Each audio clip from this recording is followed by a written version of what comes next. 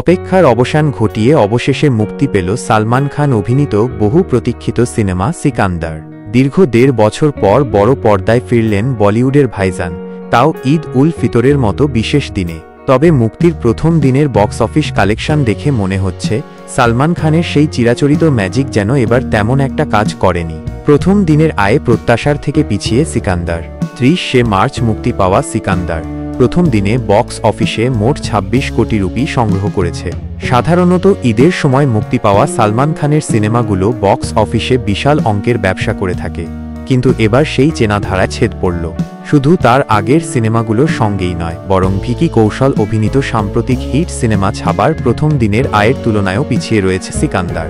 উল্লেখ্য, ভিকি কৌশলের ছাবা মুক্তির প্রথম দিনে ৩১ কোটি রুপি আয় করেছিল, যা সিকান্দারের থেকে ৫ কোটি রুপি বেশি।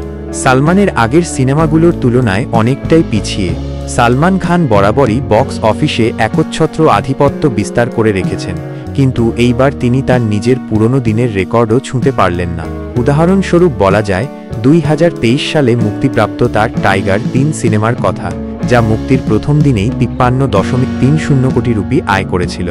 অন্যদিকে ২০১৬ সালে মুক্তি পাওয়া সুলতান প্রথম দিনে ৩৬.৫৪ কোটি রুপি ঘরে তুলেছিল।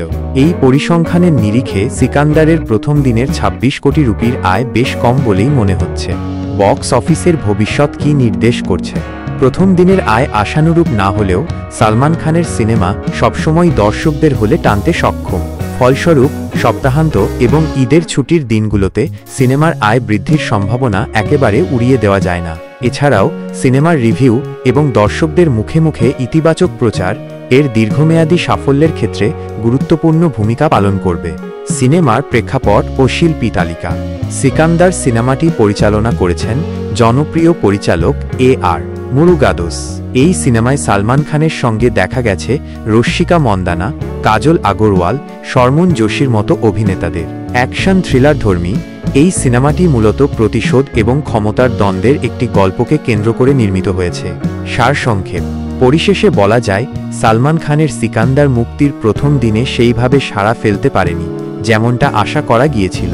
তবে এই সিনেমার ভবিষ্যৎ মূলত নির্ভর করছে সামনের কয়েকদিনের বক্স অফিস কালেকশন এবং দর্শকদের প্রতিক্রিয়ার উপর। ঈদের ছুটিতে যদি আরও বেশি দর্শক সিনেমা হলে ভিড় করে, তাহলে হয়তো এই ছবি ঘুরে দাঁড়াতেও পারে। এখন শুধু সময়ের অপেক্ষা সিকান্দার শেষ পর্যন্ত বক্স অফিসের সিংহাসন দখল করতে সক্ষম হয় কিনা তা দেখার জন্য।